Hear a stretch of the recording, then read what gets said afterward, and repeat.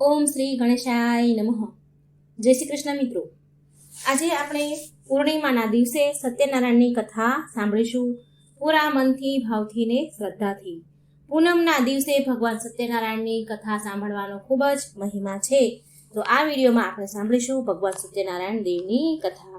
બોલો સત્યનારાયણ ભગવાનની જય. ઓમ નમો ભગવતે વાસુદેવાય. શાંતકારમ ભુજગશયનમ પદ્મનાભમ સુરેશમ વિશ્વધારમ ગગન સદૃશ્યમ મેઘવનમ શુભાંગમ લક્ષ્મીકાંતમ કમલનયનમ યોગીભીર્ધ્યાનગમ્યમ વંદે વિષ્ણુ ભવય ભવય હરણમ સર્વલોકેનાથમ. ઓમ નમો ભગવતે વાસુદેવાય. સત્યનારાયણ કથા સાંભળવાથી ધર્મ, અર્થ, કામ, મોક્ષ ની પ્રાપ્તિ થાય છે. આ કથા પૂનમના દિવસે થાય છે. પૂનમના દિવસે કથા કરવાનો ખૂબ જ મહિમા છે. સ્કંદ પુરાણના રેવા ખંડમાં કહ્યું છે કે જે વ્યક્તિ પૂરી શ્રદ્ધા, પરમ નિષ્ઠાથી ભગવાન સત્યનારાયણની પૂજા ઉપાસના કરે છે, વ્રત કરે છે તે અને સત્યનારાયણ કથા સાંભળે છે તો તેની બધી જ મનોકામના પૂર્ણ થાય છે, સર્વ સંકટ દૂર થાય છે, તેમના તમામ દુઃખ, ગરીબી, દરિદ્રતા નાશ પામે છે, ઘરમાં સુખ સમૃદ્ધિનો વાસ થાય છે, શાંતિનો વાસ થાય છે. ભગવાન સત્યનારાયણનો મહિમા તો એટલો બધો છે કે ભગવાનનો પ્રસાદ ગ્રહણ કરવાથી જ દરેક ફળનું પ્રાપ્તિ થાય છે, દરેક આશાઓ પૂરી થાય છે, મનના મનોરથ પૂરા થાય છે, તકલીફો, દુઃખ દૂર થાય છે અને ખૂબ પુણ્ય ફળ પ્રાપ્ત થાય છે. ભગવાન સત્યનારાયણની કથા એટલે સત્યની ઉપાસના. સત્યમાં જ ભગવાન છે, સત્યમાં જ સમગ્ર વિશ્વ સમાયેલું છે. જીવનમાં કોઈ પણ દુઃખ આવે, તકલીફ આવે, જીવન છે તો આ બધું આવવાનું જ છે. તો કોઈ પણ સમયે આપણે દુઃખ, તકલીફ આવે તો સત્યનું જ પાલન કરવું જોઈએ, સત્ય જ વધવું જોઈએ. અસત્ય ક્યારેય ન બોલવું. જે લોકો તેના મુખેથી સદા અસત્ય વધે છે તેના જીવનમાં દરેક મુશ્કેલીઓ, તકલીફો હંમેશા આવે છે. માટે સત્યનું જ પાલન કરવું. આ જગતમાં સત્ય એ જ હરિનારાયણ છે. સત્યને પૂજવું એ જ સત્યનારાયણની ઉપાસના. તો મિત્રો, આજના પૂનમના દિવસે, પવિત્ર દિવસે સત્યનારાયણની કથા આપણે સાંભળીશું અને આજનો દિવસ અને આપણું જીવન પવિત્ર, પાવન બનાવીએ. બોલો ભગવાન સત્યનારાયણની જય. શ્રી વ્યાસજી બોલ્યા, એક સમયે અયોધ્યા પાસે આવેલા. અધ્યાય 1 સત્યનારાયણની કથા. અધ્યાય 1 સત્યનારાયણ વ્રત વિધિ. શ્રી વ્યાસજી બોલ્યા, એક સમયે અયોધ્યા પાસે આવેલા એક પવિત્ર તીર્થક્ષેત્ર નૈમિષારણ્યમાં તપ કરનારા સૌનકાદિક ઋષિઓ એકત્રિત થયા હતા. પુરાણો તથા મહાભારત રચયિતા શ્રી ભગવાન વેદવ્યાસના પ્રધાન શિષ્ય શ્રી સૂત પુરાણી પણ ત્યાં હતા. ઋષિઓએ દંડવત પ્રણામ કરી શ્રી સૂત પુરાણીને અતિ ઉત્તમ પ્રશ્ન પૂછ્યો. તેઓ બોલ્યા, હે મહામુનીશ્વર, એવું કયું વ્રત છે કે તપ કરવાથી માણસને ઈચ્છિત ફળને પ્રાપ્ત કરી જીવનને અંતે મોક્ષની પ્રાપ્તિ થાય છે? તે સર્વ અમે સાંભળવા ખૂબ જ ઉત્સુક છીએ, માટે તે અમને વિસ્તારપૂર્વક કહો. સૂતજી બોલ્યા, હે મહર્ષિઓ, એક વખતે યોગીરાજ નારદ મુનિએ આવો જ પ્રશ્ન ભગવાન કમલપતિને પૂછ્યો હતો. ત્યારે શ્રી વિષ્ણુ ભગવાને તેનો જ પ્રત્યુત્તર આપ્યો હતો. તે હું તમને કહું છું, તે તમે બધા એક ચિત્ત થઈ ધ્યાનપૂર્વક સાંભળો. એક સમયે પરોપકારની ઈચ્છાથી જુદા જુદા લોકમાં ફરતા ફરતા યોગીરાજ નારદ મુનિ મૃત્યુલોકમાં આવ્યા. મૃત્યુલોકમાં તેઓ સ્ત્રીએ જુદી જુદી જાતિઓના પ્રાણીઓને પોતપોતાના કર્મોથી દુઃખી થતા અને અનેક પ્રકારની આધિ વ્યાધિઓથી ઘેરાયેલા જોયા. કયા ઉપાયથી આ સર્વ પ્રાણીઓના દુઃખ ચોક્કસ દૂર થાય? એવા મનમાં વિચાર કરીને યોગીરાજ નારદજી વિષ્ણુ લોકમાં ગયા. ત્યાં તેમણે શુક્લ વર્ણ 4 હાથમાં શંખ, ચક્ર, ગદા પગમાં અને વનમાળાથી શોભતા ભગવાન નારાયણને જોયા અને દેવાધિદેવ નારાયણ ભગવાનની સ્તુતિ કરવા લાગ્યા. શ્રી નારદજી બોલ્યા, જેને વાણીથી અને મનથી પણ પહોંચી શકતા નથી એવા રૂપવાળા અનંત શક્તિશાળી ભગવાન, હું આપને વંદન કરું છું. હે ભગવાન, આપ આદિ, જન્મ, મધ્ય એટલે કે પાલન પોષણ અને અંત એટલે કે મરણ રહિત છો. આપ નિર્ગુણ હોવા છતાં રજ અને તમો ગુણના સર્જનનાર છો. દરેક પ્રાણી અને પદાર્થના મૂળ કારણરૂપ છો.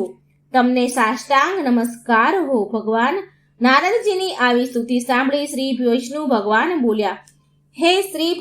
બોલ્યા, હે મહાભાગ્યશાળી નારદ મુનિ, તમે શા માટે આવ્યા છો અને તમારા મનમાં શું ઈચ્છા છે તે મને કહો.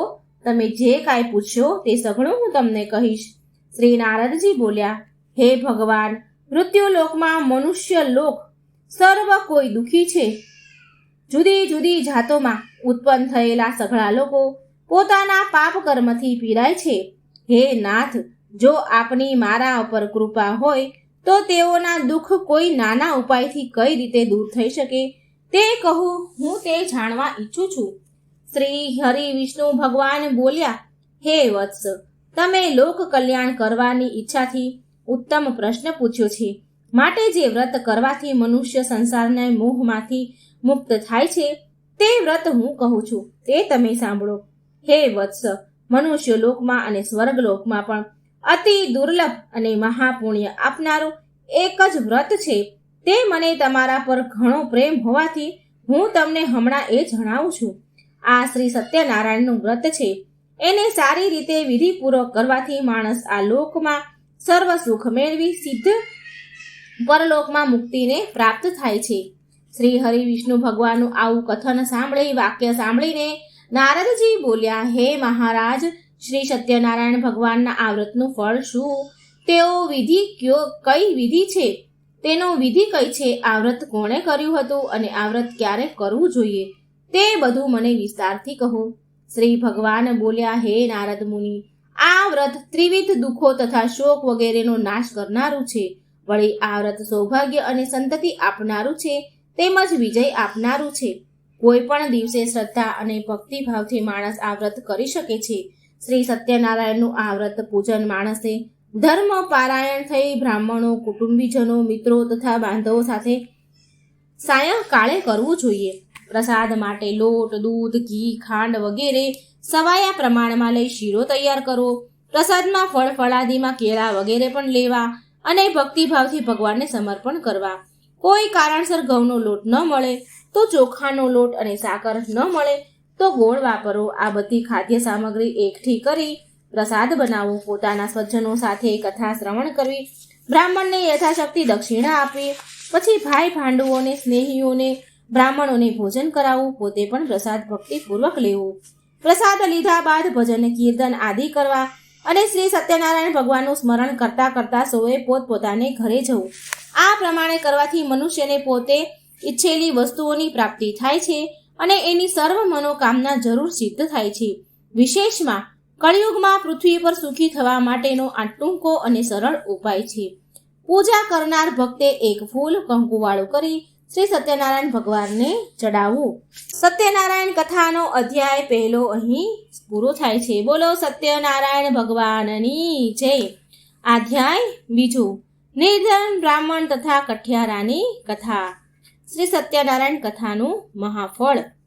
સૂતજી બોલ્યા, હે મુનિઓ, આ વ્રત પૂર્વે જેણે જેણે કર્યું હતું તે હું તમને કહું છું. રમણીય એવા કાશીનગરીમાં એક અતિ નિર્ધન દરિદ્ર બ્રાહ્મણ શતાનંદ નામનો રહેતો હતો. તે બ્રાહ્મણ ભૂખ અને તરસથી વ્યાકુળ થઈ દરરોજ પૃથ્વી પર ભિક્ષા માંગવા ભટકતો હતો.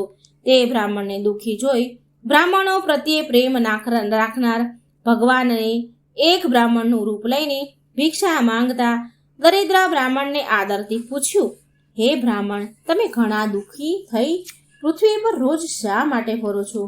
હે વિપ્રવર, હું તમારા દુઃખનું કારણ સાંભળવા ઈચ્છું છું, માટે મને કહો. બ્રાહ્મણ બોલ્યા, હું અતિ દરિદ્ર બ્રાહ્મણ છું. ઉદર પોષણ માટે પૃથ્વી પર ભીખ માંગવા માટે ભટકું છું. જો આપ મારું આ દારિદ્ર્ય દૂર થાય એવો કોઈ ઉપાય જણાવતા હોય તો કૃપા કરીને મને કહો. તો તે વૃદ્ધ બ્રાહ્મણ બોલ્યા, જે શ્રી સત્યનારાયણને નામે ઓળખાય છે એવા વિષ્ણુ ભગવાન સર્વ ઈચ્છિત વસ્તુને આપનાર છે. તમે તેનું વ્રત પૂજન કરો. તે વ્રત બહુ ઉત્તમ છે અને તે કરવાથી મનુષ્ય સઘળા દુઃખોથી મુક્ત થાય છે. વધુમાં તે વ્રત પૂજાનો વિધિ વિધાન પણ કાળજીથી સમજાવી તે વૃદ્ધ બ્રાહ્મણ વેશધારી ભગવાન સત્યનારાયણ ત્યાંથી અદૃશ્ય થઈ ગયા. વૃદ્ધ બ્રાહ્મણે જે વ્રત કર્યું છે એ વ્રત હું અવશ્ય કરીશ એવો નિર્ણય કર્યો. તે રાત્રે બ્રાહ્મણને નિંદ્રા પણ ન આવી. બીજે દિવસે સવાર થતાં જ વહેલો ઉઠી શ્રી સત્યનારાયણનું વ્રત આજે કરીશ એમ સંકલ્પ કરીને બ્રાહ્મણ ભિક્ષા માંગવા માટે નગરમાં ગયો. તે દિવસે બ્રાહ્મણને ભિક્ષામાં ઘણું દ્રવ્ય પ્રાપ્ત થયું.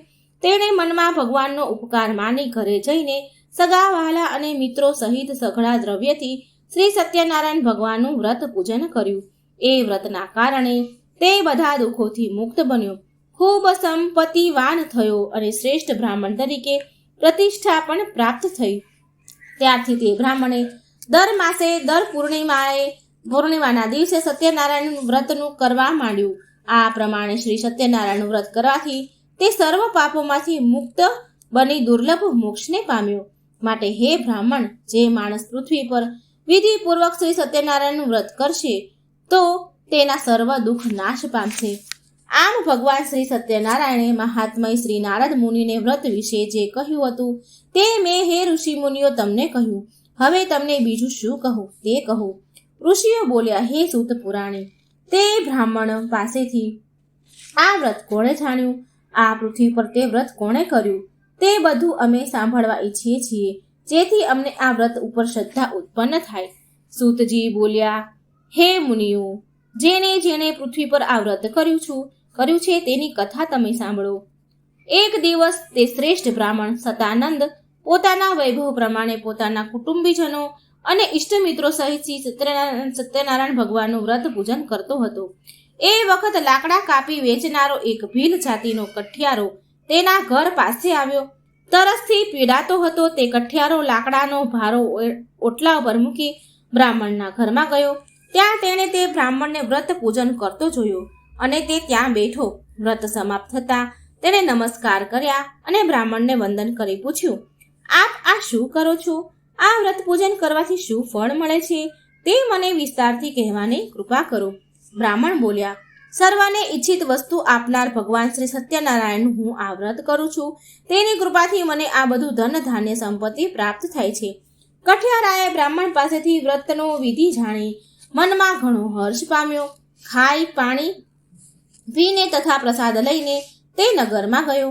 માથે લાકડાનો ભારો લઈને શ્રી સત્યનારાયણનું સ્મરણ કરતો એમ વિચારવા લાગ્યો કે આજે નગરમાં જે લાકડાનો ભારો વેચાતા જે પૈસા મળશે તે પૈસાથી હું સત્યનારાયણ ભગવાનનું વ્રત કરીશ.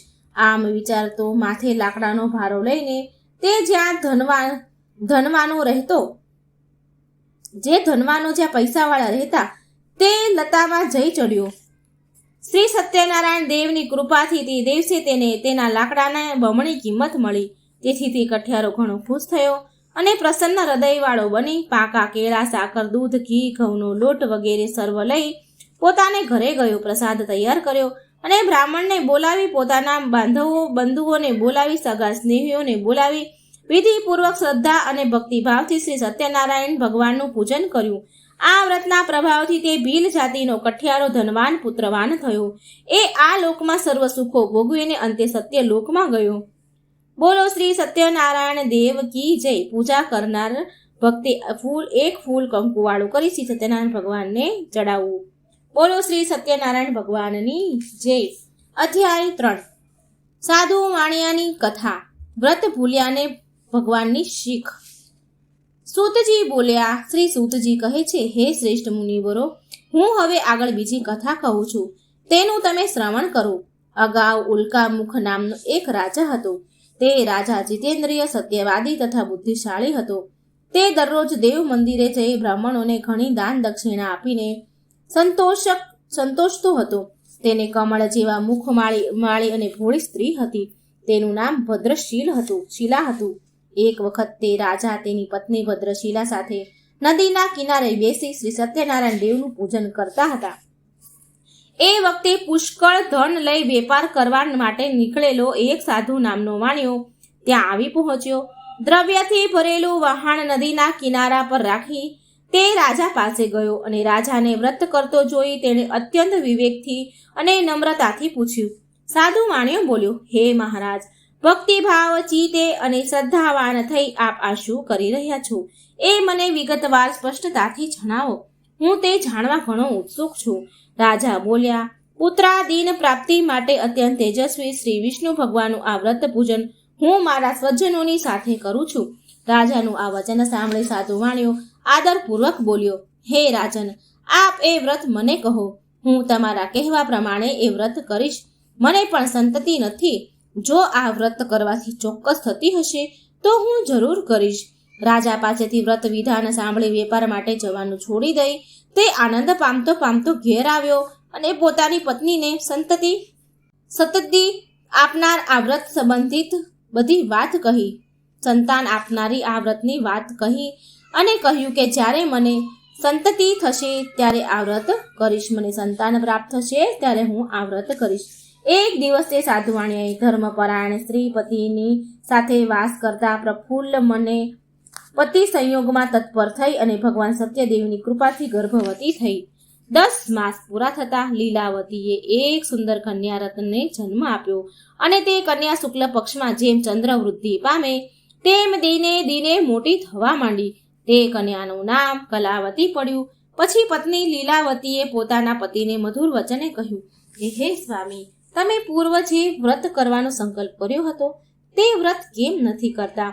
સાધુ વાણિયો બોલ્યો, હે વાહલી, હમણાં વ્યાપારમાં તેજીને કારણે સમય નથી, પણ જ્યારે તેનો વિવાહ કરીશું તે વખતે વ્રત કરીશું. પત્નીને આવું આશ્વાસન આપી તે સાધુ વાણિયો વ્યાપાર માટે નગરમાં જતો રહ્યો. પછી તે કન્યા લીલાવતી પિતાને ત્યાં દિવસે દિવસે મોટી થવા લાગી. એક વખત પોતાની પુત્રીને બહેનપણીઓ સાથે રમતી જોતા પોતાની પુત્રી ઉંમરલાયક થયેલી જણાય તેને વિવાહ યોગ્ય થયેલી જોઈ નગરમાં પોતાના મિત્રોની સાથે મંત્રણા કરી પોતાનો ધર્મ જાણનાર સાધુ વાણિયાએ પોતાના ગુમસ્તાનને કહ્યું, આપણી કન્યા માટે યોગ્ય મૂર્તિઓ શોધી લાવો. તેની આજ્ઞા થતાં તે ગુમાસ્તો દૂત કાંચન નામના નગરમાં ગયા. તે નગરમાંથી એક વાણિયાના પુત્રને લઈ દૂત પાછો આવ્યો.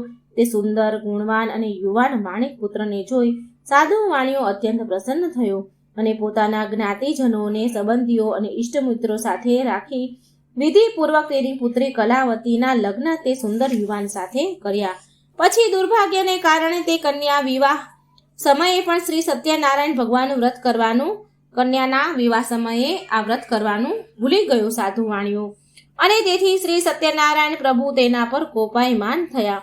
ત્યાર પછી પોતાના વ્યાપારમાં આતુર તેઓ સાધુ વાણિયો કાળને વશ થયેલ હોવાથી પોતાના જમાઈને સાથે લઈ વેપાર કરવા નીકળ્યો. દરિયો પાર કરી સમુદ્ર તટ પર આવેલ રત્નાપુર નામના મોટા શહેરમાં સસરો અને જમાઈ સારી રીતે વેપાર કરવા લાગ્યા. તેઓ બંને સસરો અને જમાઈ ચંદ્રકેતુ રાજાના નગર રત્નસાપુરમાં રહેવા લાગ્યા અને તેને ખૂબ મોટો વેપાર કરવા લાગ્યા.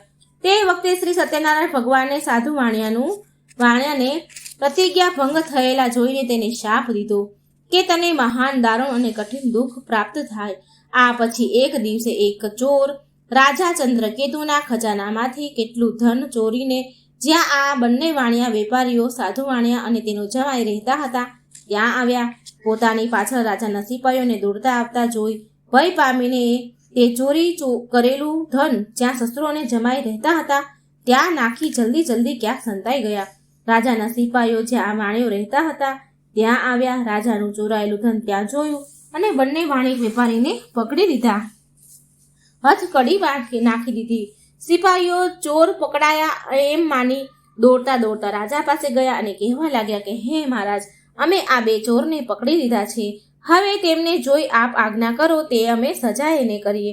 આ સાંભળી રાજાએ બહુ વિચાર કર્યા વગર તેમને કેદખાનામાં પૂરવાનું કહેતા સિપાહીઓને તે બંનેને સખત દોરડાથી બાંધ્યા, બેડીઓ પહેરાવી અને મોટા મજબૂત કેદખાનામાં નાખ્યા. શ્રી સત્યનારાયણ ભગવાનની માયાને કારણે કોઈએ પણ તે વાણિક પુત્રોનું કહેવું સાંભળ્યું નહીં અને ચંદ્રકેતુ રાજાએ તે બંને વેપારીઓનું બધું જ ધન આંચકી લીધું. શ્રી સત્યનારાયણના શાપને લીધે સાધુ વાણિયાની પત્ની લીલાવતી પણ પોતાને ઘરે ઘણી દુઃખી થઈ. તેને ઘરે રહેલું બધું જ ધન ચોર લૂંટી ગયા. રોગ અને ચિંતાથી વ્યગ્ર થઈને અને ભૂખ તથા તરસથી ઘણી દુઃખી થતી તે સાધુ વાણિયાની પત્ની હંમેશા ભોજનની ચિંતામાં ઘેર ઘેર ભિક્ષા માંગવા ભટકવા લાગી. તેમજ તેની પુત્રી કલાવતી પણ રોજ અન્ન માટે ઘેર ઘેર ભટકવા લાગી. એક દિવસ તે ભૂખી થયેલી કન્યા એક બ્રાહ્મણને ઘેર ભિક્ષા માંગવા ગઈ. ત્યાં તેણે શ્રી સત્યનારાયણ ભગવાનનું વ્રત પૂજન થતું જોયું.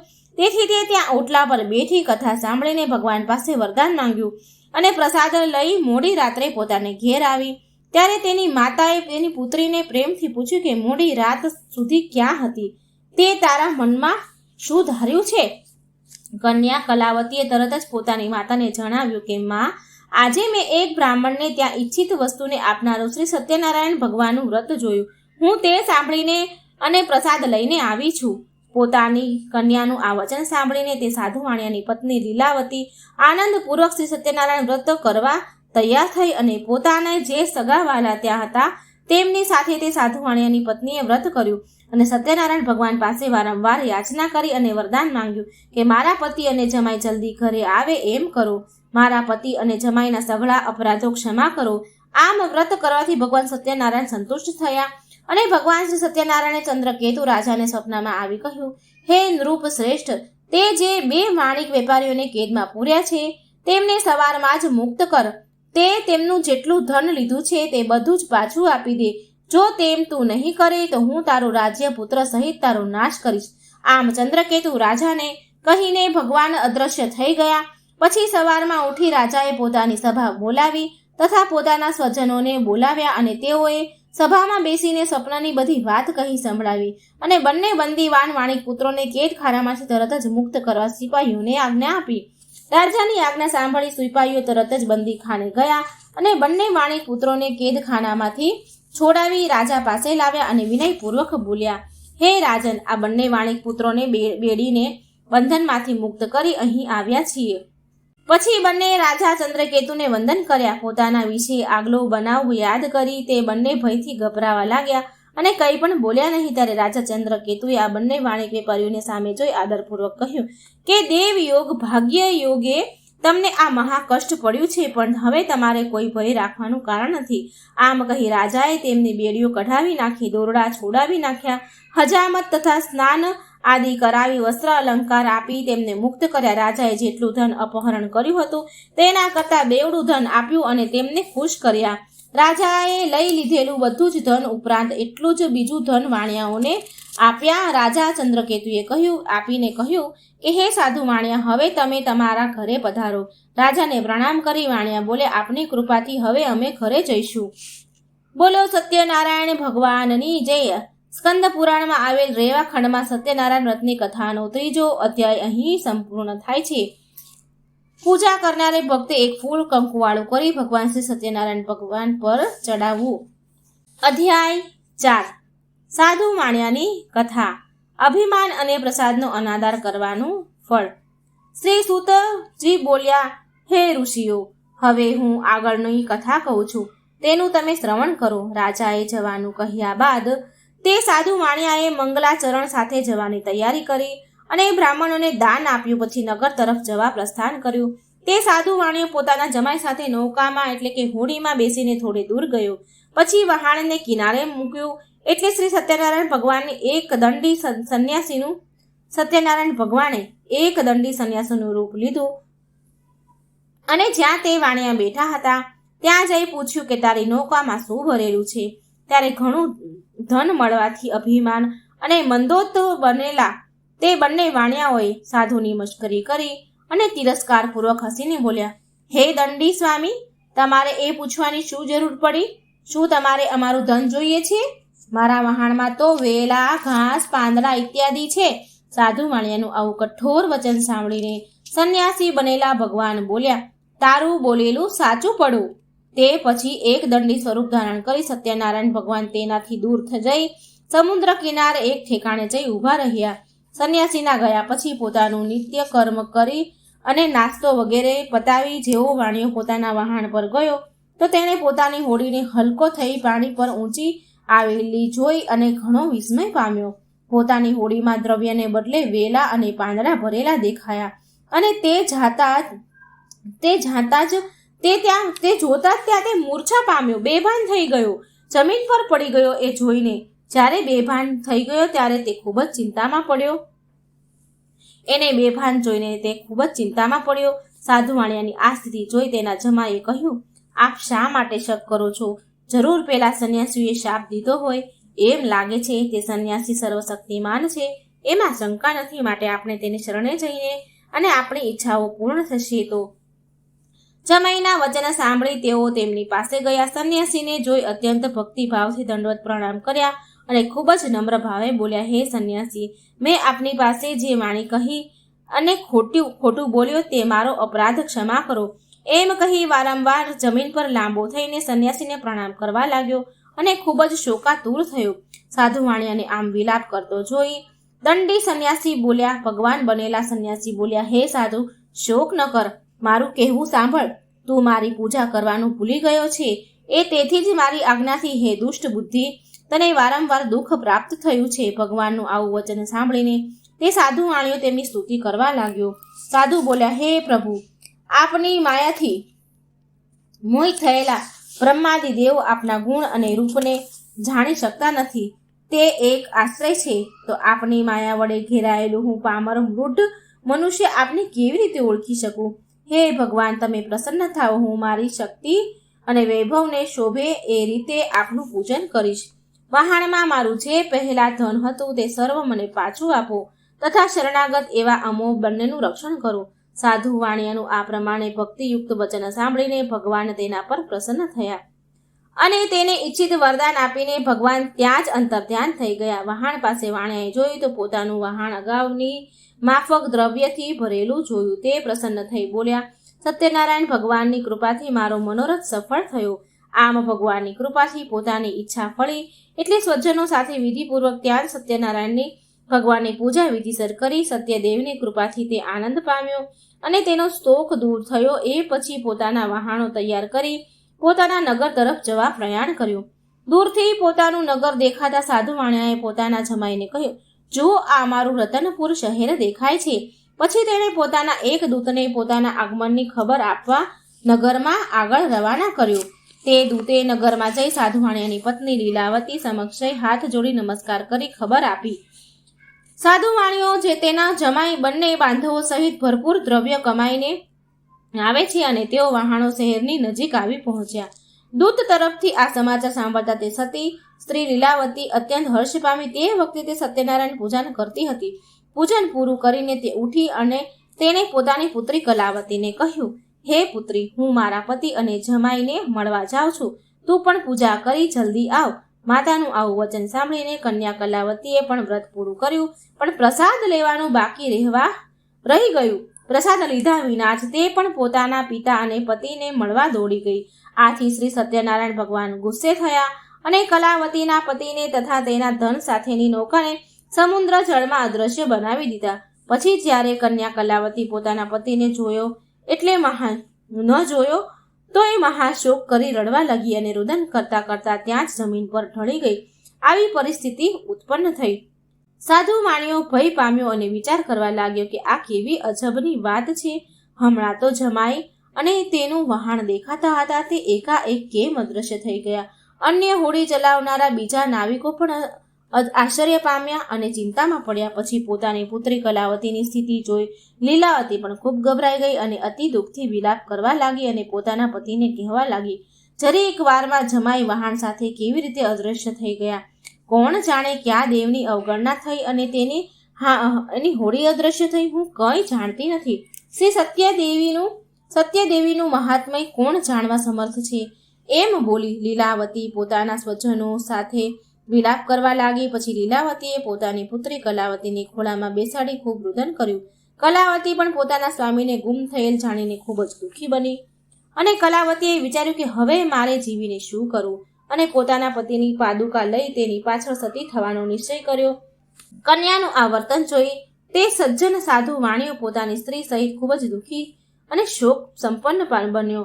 પોતે ધર્મનો જાણકાર હોય તેથી વિચાર કરવા લાગ્યો કે નક્કી શ્રી સત્યનારાયણ દેવે જ આ મારો કોઈ અપરાધને કારણે મારા જમાઈ અને તેને ધનને અદ્રશ્ય કર્યા છે, અને સત્યનારાયણની માયાએ કરીને જે આમ બન્યું છે. આથી હું આ મારા વૈભવને શોભે તેવી રીતે વિધિપૂર્વક શ્રી સત્યનારાયણ ભગવાનનું પૂજન આ ઘાટ પર સંકટ દૂર થતા સાથે જ કરીશ એવો નિર્ણય કર્યો અને જમીન પર લાંબા થઈ શ્રી સત્યનારાયણ ભગવાનને સાષ્ટાંગ દંડવત પ્રણામ કર્યા.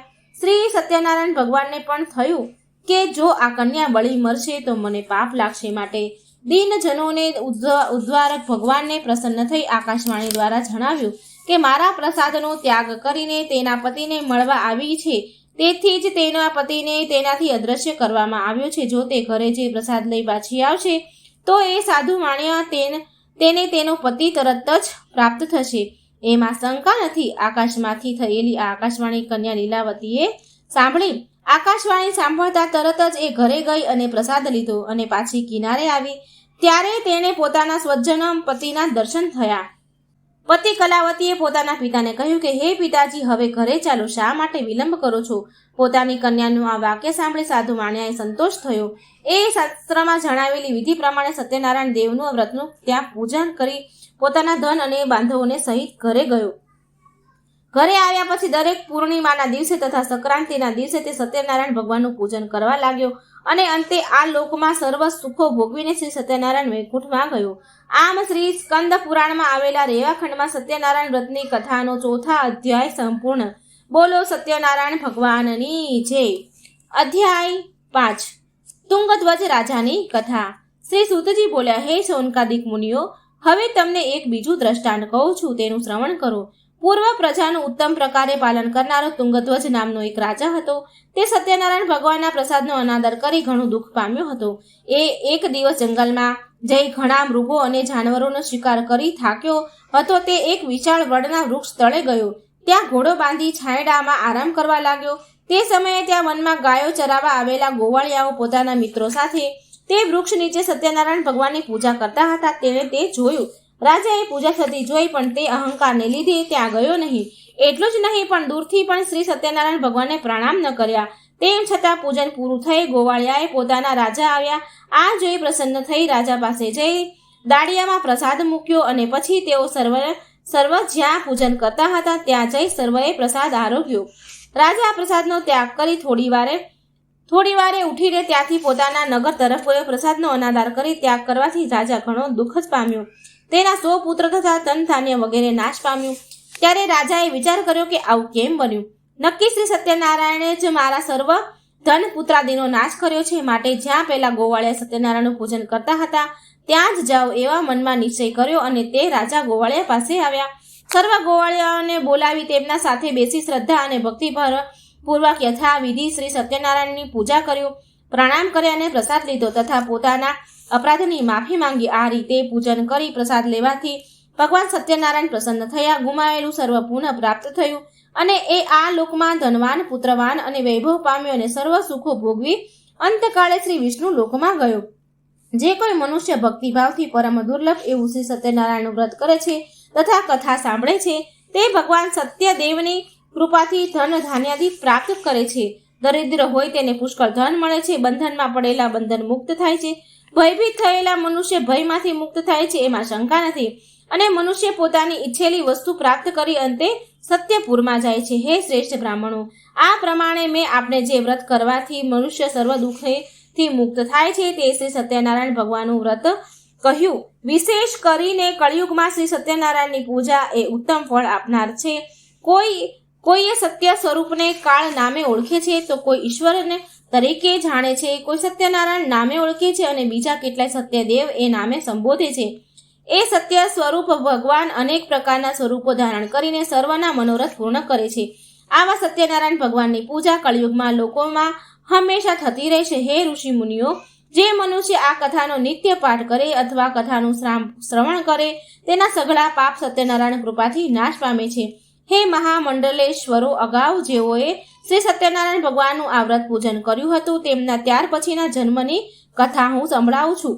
કાશી નગરીમાંનો સતાનંદ દયા બ્રાહ્મણ બીજા જન્મમાં મહાજ્ઞાની સુદામા તરીકે જન્મ્યો અને તેણે શ્રી કૃષ્ણ જેવા સખા પ્રાપ્ત કરી અંતે મોક્ષ મેળવ્યો.